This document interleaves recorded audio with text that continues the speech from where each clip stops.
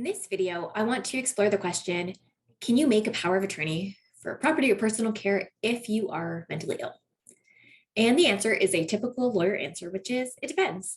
The law does not say that a person with a mental illness cannot or can legally make a power of attorney. Instead, our law is based on this idea of capacity to manage property, if we're talking about power of attorney for property, capacity to make decisions about healthcare and other personal care decisions when we're talking about power of attorney for personal care.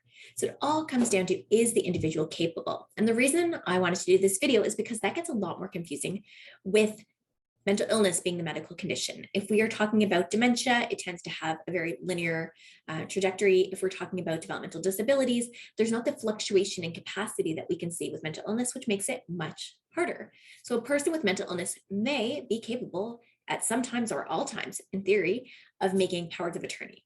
The challenge will be, how do you know that a person's capable when they might be taking medication, then not taking medication, experiencing delusions, not experiencing delusions? How do you know?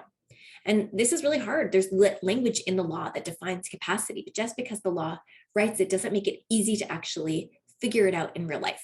And so one way that people address this is actually by getting professional capacity assessments done. So if they want to make a power of attorney, they want to ensure that their autonomy will actually be respected into the future if they lose capacity to make their own decisions. So getting a capacity assessment is a way of showing that in that moment of time, when the power of attorney was made, that they actually were capable. And this can be really important to consider because unfortunately, people with mental illnesses, their capacity will be questioned. And I had a case recently where a client's mother has schizophrenia and a bank is questioning whether her power of attorney is valid simply because she has schizophrenia.